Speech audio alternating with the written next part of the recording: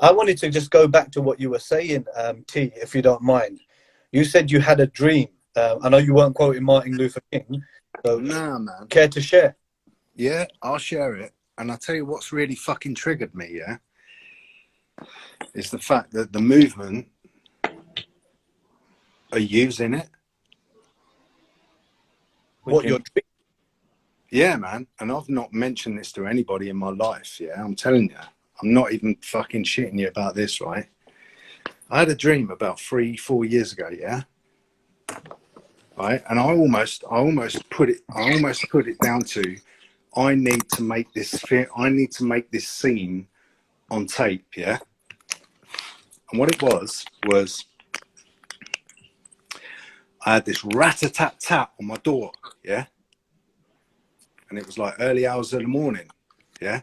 And I got up out of my bed and I pulled my curtains back and I looked out the window and the fucking street was full of people, yeah? In hoodies, black hoodies. Yeah, you couldn't see their face, but the street was absolutely fucking ram-packed full of hoodies, yeah? And it was dead quiet, yeah? What'd you make of that?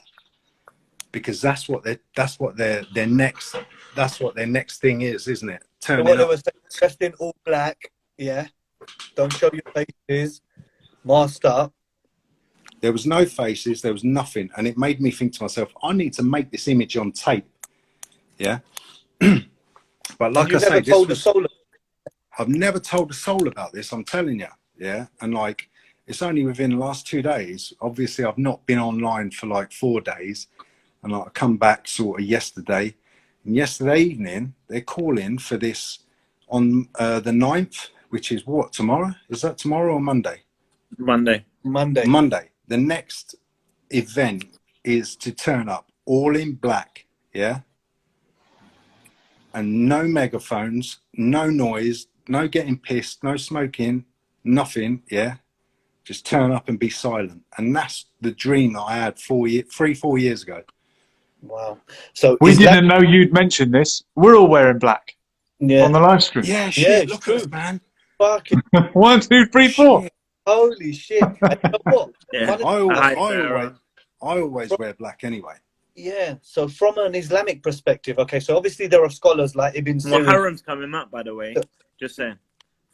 Oh, man. Throw me off my fault trail. And it just like totally blew my mind that I've been away from it for like 4 days. And then I've come back.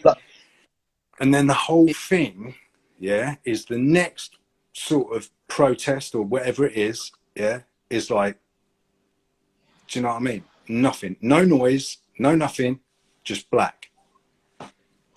So like the hadith of the Prophet talks about dreams being a spiritual, kind of spiritual perception. And people like, you know, Ibn Sirin in the 7th century wrote a famous book in Islam called The Interpretation of Dreams. But the hadiths always say, like, one of the hadiths narrate that a good dream is like of a pious man is the 46th part of the prophecy. Do you understand? So it's like 1/46 of a prophecy. So what you're thinking, you saw it 4 years ago. Do you see what I mean? It could. I tell you why I asked this question. Sorry, Julian, just to bring you up to scratch. I initially started this conversation with, "What do you take on dreams?" Yeah, and the reason why I'm saying this is because literally, and that's not a funny thing, because few days before my brother's passing away, I had a dream about a graveyard. All I could see was a dug grave, and I could see footsteps at the grave. But I thought the dream affected me so badly that I thought I was gonna die. It was my grave. Not realizing that, not interpreting it, but obviously meaning that someone close is going to be buried. But again, this is why I've asked you lot this question: is what does dreams mean to you, and have you had any significant has it affected you? Because again, I'm just trying to make sense. It's like deja vu, one of the other things that I can't make sense from. But what's your take on it, or Julian? What do you think? What Because in religion, we look at it, and in non-religion, it's very significant. Just to add, sorry. Yeah, I don't want to interrupt the flow of what we were hearing earlier about the hadith, but just to add that I have heard that the Islamic understanding is there are to be no more prophets, no more anbiya, but nubuha, prophecy, is present in dreams. That's all that's left of nubuha or prophecy.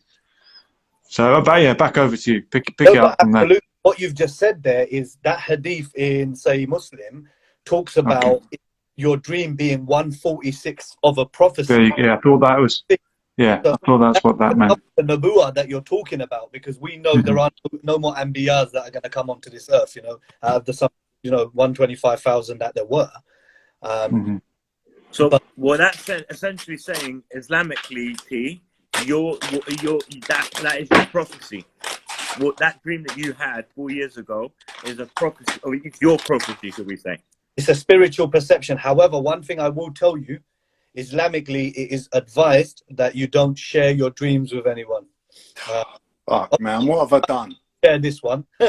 No, but yeah, I suppose you're right. What have I done? I think from a scientific perspective, they haven't yet explained why we dream.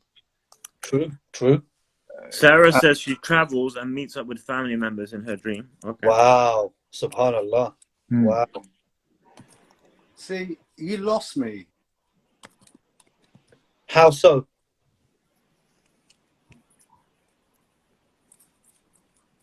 Well, his Wi-Fi went. Oh. Sorry, Julian. You were saying, I apologize for interrupting. No, I think it's not surprising that all cultures have some kind of spiritual interpretation of dreams, and people go to so-and-so who can tell you what the dream means. I'm not sure how anyone ever compiled the science of this, because it is not scientific. No one knows why we dream, how you could know what it means other than interpreting it in your own way. I know in the Bible they had the 7 fat cows and the 7 thin cows that was interpreted to be 7 years of plenty and 7 years of drought and famine. That's fairly logical. We can all look for meaning in these things. If you look in the clouds, I forget the term, but there's a word that means our predisposition to see meaning and to see patterns in everything. That's part of the human condition. And when something like a vision of a graveyard happens a couple of days before a death, we think, goodness, that's what it meant. We realize it afterwards. I actually had a similar one, a dream that coincided with a death and would seem to be obviously the meaning. It's always obvious when we look back on it, and it would be more of a coincidence if there were no coincidences. Yeah. When I say that, but it does seem a bit much sometimes for it to not mean anything. They must mean something. Or maybe that's just my human nature wanting it to mean something. But I can see why every culture has looked at them and elevated dreams to be this kind of spirit. It did start with Abraham wanting to sacrifice, and that's because his child, he had a vision in his dream, was it not? Let's go back to the science bit for a second there. So modern science kind of attributes dreams to rapid eye movement, doesn't it? Mm-hmm. Yeah, REM sleep. REM. So they kind of attribute it to that, and sleep studies kind of say that your brain waves are almost active during that time, and that's what creates them. But again, it's what it creates the DMT is the same, isn't it? They think it creates the same, the drug that you have, DMT, when you vision stuff, and I think your brain creates the same chemical, if I'm not mistaken. It could be, but I know it has stimulation of the limbic system, doesn't it? So when you're in dreams and stuff like that, because hence the reason why people have wet dreams, etc., etc. So there are your body's obviously still in a physical state, but obviously in terms of Islam, we believe the ruh is removed, so i.e. the soul is removed, isn't it, at that time? So you're a soulless sort of object, basically, in essence. So, but one of the interpretations of the crucifixion in the Quran, the account is that Jesus wasn't crucified and was not killed, but that doesn't necessarily mean that he wasn't put on the cross. Maybe he was nailed to a cross and fell into a state of unconsciousness, like being asleep or being in a coma. That would tie up with the theory of the soul being removed, and it says, Jesus, I'm going to take your soul. And the soul can either, if it leaves permanently, you're dead, but if it comes back, you were only asleep. So rather than dying and coming back to life, he fell into unconsciousness and woke back up. That's a more scientifically sound account of what happened than the resurrection. And where did you get that from, Julian? Can I ask? Sheikh Imran Hussein has this interpretation. Also, Sheikh Ahmed Didat was also of the same opinion. Ahmed Didat, Zakir Naik, a lot of the Grand Muftis in Mecca. And I'll tell you why, because in the Quran it says they think that you died on the cross, or he died on the cross, Jesus, the son of Mary, Isa ibn Maryam, but we made it appear so. Fashubbihim, I think. It looked like it was. That's right. Fashubbihim, absolutely fantastic. And the thing is, if you look at the Aramaic and you look at what Jesus was saying at the time as well, Ella lama sabachthani, which why have you forsaken me? Lord, why have you forsaken me? You can imagine if someone's praying. Sorry to interrupt. Can you speak Aramaic as well, Julian? No, I mean, I know that phrase. It's in the Bible there in Aramaic. They leave it in. Impressive, Cam, that you know it. Sorry, I apologize. Can you say the phrase so I can get familiar with it? Translate that into Arabic is Allah lama tanachtani, which means my Lord, why have thou forsaken me?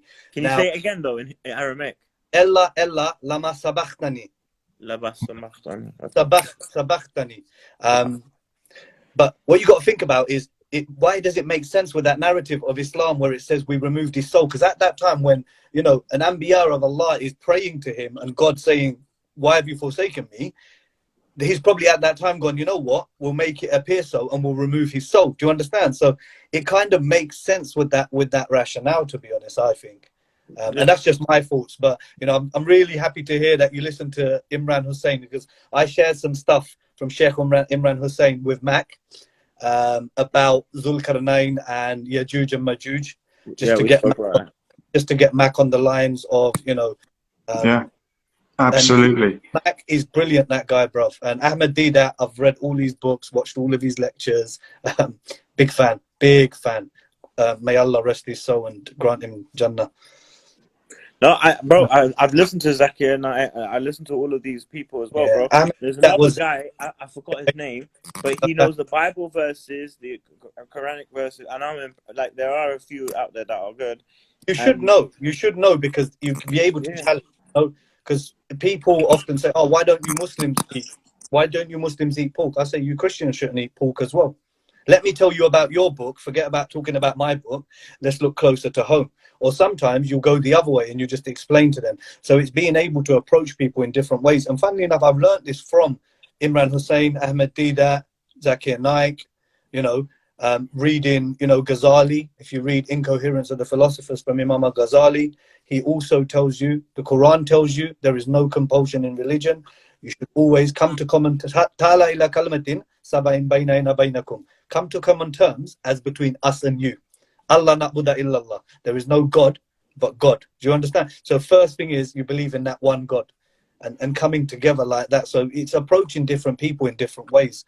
And obviously for Mama Zeus, for example, to approach her, it's good for me to know about the Gospels, knowing about, and I always say to them, and like Ahmed Didat famously says, he says, show me the Gospel of Jesus and I will believe it. You keep saying that to Mama, innit? Want the Gospel according to Luke, Mark, John. Remember, the key word there is according. Okay? So it's like me writing Gospel according to Julian, Gospel according to... But that's your perspective. Give me the Gospel of Jesus, because he wasn't an illiterate man that we know of. So give that and we'll talk.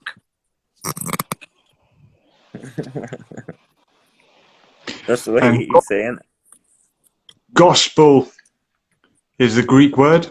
It is indeed. It is indeed. That's why Mama's so passionate about it. And the other word that they use in Christianity is evangelism, to be an evangelist spreading the good news. I don't know if that's Greek as well, or that it might be Latin. Yeah, but it was a Greek book, evangel like the Septuagint, and stuff like that, though, bro. No, but the one that surprises some of the Christians that I spoke to in Speaker's Corner is that to be an evangelist, you are spreading the evangel, the good news. This is where the word Injil came from. Evangel, Injil. Okay. That would be the connection there, I think. No, you're absolutely right. Speaker's Corner, do you go there often then, Julian? Not anymore. I used to rock up there a lot, but I haven't been for quite some. He knows the usual lot. He knows basically all of them. The funniest one is same as my mum is Modine. I followed him as well for a while. That's how I found Julian, to be honest. Yeah, no, I used to go to Speaker's Corner. Obviously, when I was living in London, I'd go and I'd listen. You know, I weren't a talker because sometimes it got. You must have been the only one doing that. Yeah, no, I just stand and listen, because I'm one of them people. The way I see it is, even if you're saying something that I don't agree with, I will listen to you and I'll give you the mutual respect to say your piece. You know, because otherwise it can come across confrontational, and a lot of times I noticed a lot of confrontations, and you know, it's best to just kind of steer away from them, innit? Julian used to start off his thing is, can we talk? Can we talk was my thing too. Can we listen? Going back to Sheikh Ahmed Deedat, there's one more name I want to mention, and I bet Cam has heard of him. Gary Miller. Yes. He appeared on stage in South Africa with Ahmed Deedat and blew them away. Absolutely. Back, I'll share you the link of all these talks, bruv. You've got to watch them, because, you know, like Zakir Naik, for example, learned a lot from Deedat. Deedat had a way of coming across to people, and yeah, it's brilliant, bro. You'll get a lot of it, and you know, like some of these Aramaic phrases and stuff like that, you'll pick it up, but then start reading books and stuff like that. Learn high frequency words in them languages. You understand? But the most important thing is purify your deen first. Get an understanding of your own deen. I already do. Then start looking at others. You understand? Yeah. Perfect Quranic Arabic. Do you understand? Perfection. Okay, in that sense. You know, but I know. Like, if you ask me, I can, but I don't. I can read this very. You know what it is? It's like my Farsi. It's just I haven't had. No, but the thing is, we're often able to recite. Yeah, I could recite. You know, the whole. No, I can read very. I can read. I could put the alefs, and I know like. No, but I know that. But what I'm saying is, I could recite first quarter of Surah. I could give you Surah Yasin, I know off by heart. Surah Dukhan, I know off by heart. But the problem is, I can read. I can read the hurufs. I'm not talking about just reading. I'm talking about giving me the translation, word for word. Okay. You understand? And that's what's bro. I know the translation. Most of it. I mean, it's the story of Musa, a story of Isa. Bro, literally, if you can ask me about any part of it, I'll tell you about Solomon. About all of them, bro. No, but I'm not the stories. What I'm saying is, people, this is what the problem with. Yeah, I don't know it by heart. I haven't like if you told me what verse is Solomon, I couldn't pull that out for you unless I Google it. Like, I agree in that sense. Certain people have memorized certain verses. Like they'll be able to pull up a verse and say, yeah, it's so surah and so verse. All right, let's put you on the spot then. Yeah, I can't do that. I'm saying I'm not that message away from me. I'm trying to say something completely different to you. What I'm talking about is Muslims. Before you keep cutting me up, Muslims, by myself, every Saturday I was taught to read Arabic and sat down by my mum. Read Quran. You got to pray. Never ever told why. Okay, so for example, I didn't find out Alif Lam Mim, Alif Lam Ra, Alif Lam Kaf didn't mean anything until I was in my mid-20s and I started reading the Quran. And then I got Abdullah Yusuf Ali's translation, which Ahmed Deedat recommends. So I learned from that. And then I started thinking, hold on, Alif Lam Mim were sounds for only Allah to know. And there's a meaning that we don't need to know. Yeah, it's ilm ghaib. Do you understand? Yeah. And then you've got Zalik al-Kitabu la Rayba Fi, is the book, in it is guidance for you. So you may take heed and so on. But this is the problem. We Muslim, we can read, and I could tell you where Solomon talks about verse 102, Surah Baqarah, chapter 2, verse 102. I could tell you the story of Solomon, but I couldn't tell you word for word what the translation is. This is what I'm saying. Learn the translation verbatim, word for word, Quranic, Arabic. I know you know, bro. I know all of the stories. You know all the stories. I know the stories as well. You know some more than me. I know some more than you. Julian may know some more. But what we need to do is we need to learn it all. You're right. And the best way to do that is learn the actual Arabic language, Quranic Arabic language. You know, I've got friends who are in their late 30s and they're now studying in SOAS because they want to learn the Quranic Arabic. Some of them have now gone on gap years. One brother's in Egypt, in Al-Azhar, another brother's in Medina University. And I feel ashamed because I think, why am I not doing that? But obviously, worldly kind of, you know, commitments have held me back in that essence. But I try to read myself and get an understanding, and that's the important thing. I was so jealous when I watched your video, Julian, of Syria. And my brother was walking around Syria, and I thought to myself, and you know what? And this is the person in me. I felt ashamed because I was like, this is a white man. Obviously, no harm, no offense meant to you, brother. But this is how I saw it in my first. And because I'm honest, and I'll be blunt with you, I was like, oh, this is a white guy. He has gone to, you know, he's gone to the Levant. He's gone to a place where the world is going to end according to my deen. And he's gone and walked around. And I've gone to Ayia Napa. I've gone to Florida. I've gone to Nevada. Do you understand? And I felt ashamed that you hold me at the same time. You know, I was like, I'm so proud of the brother that he's gone out. He's drinking tea with these brothers, walking around historic sites. Churches. It was amazing, brother. And trust me, you know, gave me a little bit of a knock there. So I thought, you know what, my next holiday is going to be to a historic Muslim country. Even with your kids, bro. Take your kids. Make sure they get to see bro. And trust me, and that's what it is. You gave me that little knock. But, you know, at the same time, I was thinking to myself, you know what, I need to do more. Because I need to go. By the way, can we just say, mashallah, God bless Julian with a little boy as well. This year. Alhamdulillah. So, yeah, mashallah, mashallah. May God make you righteous, bro. Yeah, mashallah, brother. Thank you so much. Got six soldiers. Oh, mashallah, wonderful. Procreation. That's incredible. Procreation, man. If we can create more pious beings. That's amazing. I'm struggling with one.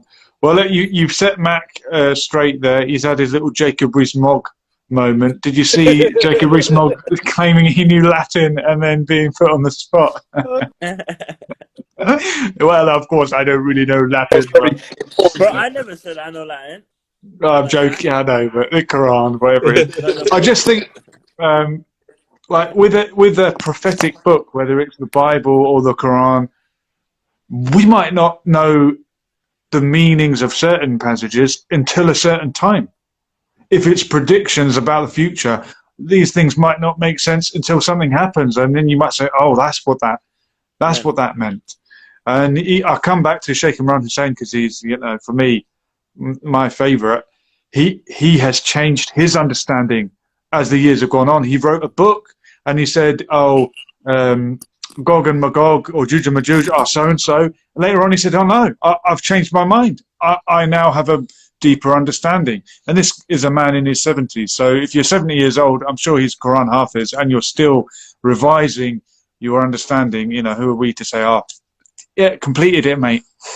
You know. You haven't. It's not a video game, is it? And what you said about Imran Hussein, he started off with the WW. narrative.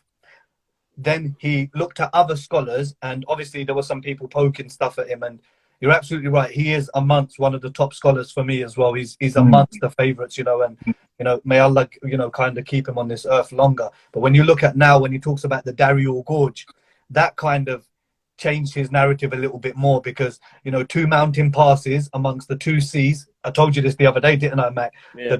The Murky Sea, which is the Black Sea, and then the Caspian Sea on the other side. And there is a gorge, Dariul Gorge, and I want to go there. And this is, I've realized this, and I'm thinking, do I really want to go there just in case they come out when I'm there? Do you understand?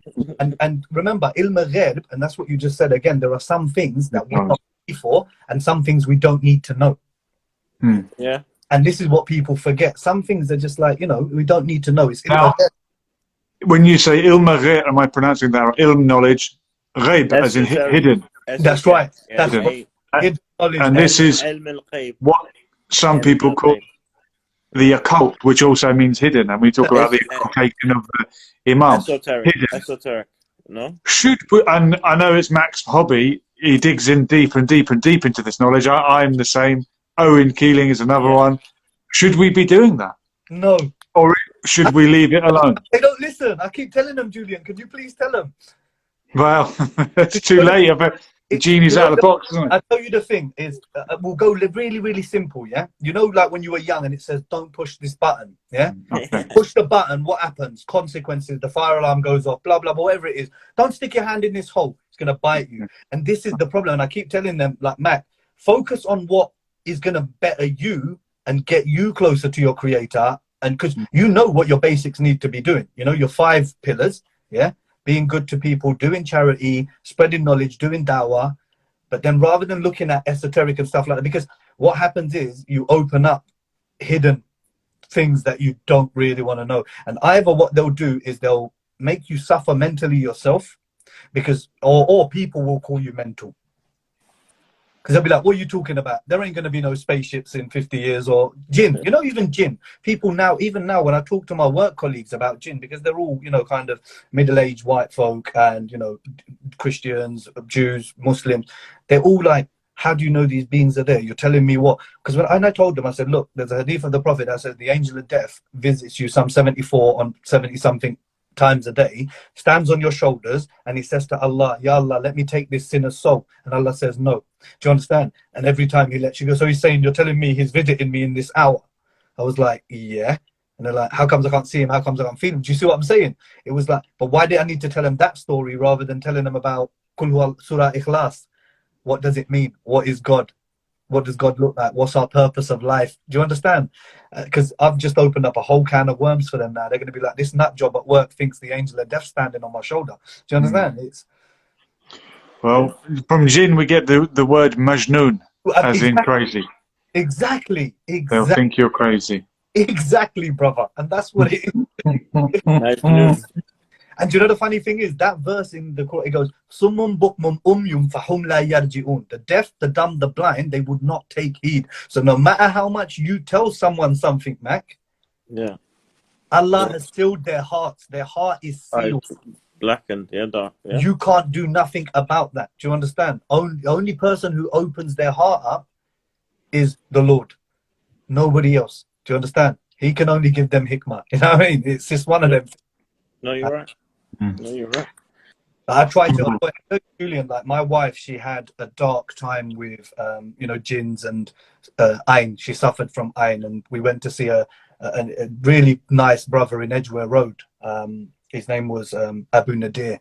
Such a pious brother, and you knew he was a good Raki because he didn't want us to come back and see him. He didn't say, oh, you need to do 10 sessions. As soon as I said to him at the end of the session, when do we need to see you next? He said, what are you talking about? I've given you all the weapons that you need. Take them away and make yourself righteous. Do adhkar every single day. Do this, do that. You don't need to pay me anymore. He didn't exploit you. You understand? And that's what you knew. He was a righteous brother, and he was doing it for the sake of Allah. Bi-iznillah. Do you understand? Otherwise, other people, another guy we went to in Forest Gate at the time when we were in London, he made us go through 10 sessions. But the guy was wearing like Nike Huaraches, really fancy trainers, drove a Mercedes, looked flashy, had a fucking Canada Goose jacket on, you know. I was like, you see, but she suffered a lot from it. So I had to do some research to understand it. I didn't do research to share people. I did research to kind of protect myself, protect my wife, and protect my children. And then I realized that the greatest tool that we've got is piety, staying clean. When you go into spaces that are dirty, like the toilet, blah, blah, blah.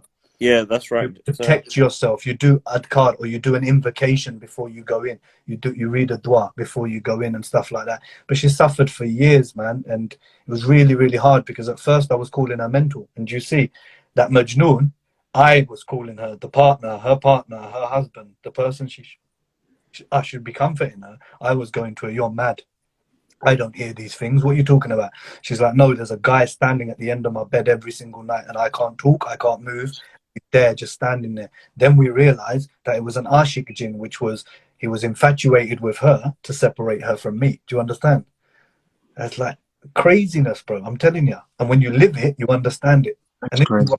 when people come in and try to question it and like, I don't believe it, you know, the world's a hologram, the moon's a hologram, it really rubs me up the wrong way, because it's like, I feel like do that sometimes, and I go, you fool, you scoundrels, you know. It's just like that.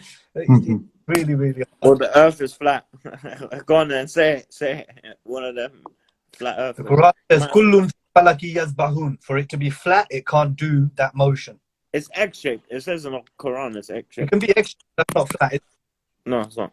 But I'm off the flat talk anyway. But I'm just saying, I was just about, because you were throwing in all those.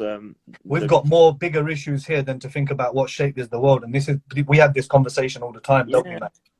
This is the thing, though. One thing I want to point out is Allah doesn't say it's on Mercury or Mars that these jinns live in or whatever entities. It's on this. So this is the stage. This is the main thing we need to concentrate on. So what we do on this stage, how we act.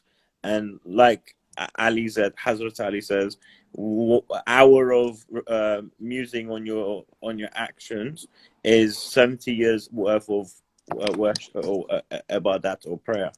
Julian, you're thinking something. Please share.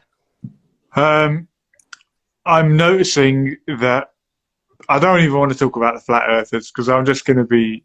No, say it. I'm a tinfoil hat wearer. Gone. There are no female flat earthers. Okay. Wow. That's my conspiracy. There are no female flat earthers. That's the bigger conspiracy. That's the bigger coincidence. Not that the Earth's flat, which it isn't. The fact of the matter is there are no female flat earthers, and I've just noticed that and pondered upon it recently. There will be an explanation. Maybe next time. Okay. That's very interesting. But guys, I've got to get to bed. No worries. I appreciate you chatting with me tonight. Really, I appreciate you. Like I said, I've watched all your YouTube videos, Julian, and partly, you know, mashallah, I was just like, wow, you know, really appreciate that kind of what you're sharing with us, and that was really, really brilliant. And thank you for giving us your time, as always, brother. I appreciate that. As always, Julian, I'm a hugest fan as well. I've always picked them up. People in the chat that are watching, please follow Lessons for Life YouTube. I wouldn't say I'm a fan. Like, if you share this TV after, I can pull it down, and I might put a clip. As always, bro. Absolutely. Absolutely. Course, bro. Gentlemen, have a good night. No nightmares. Take care, bro. Inshallah.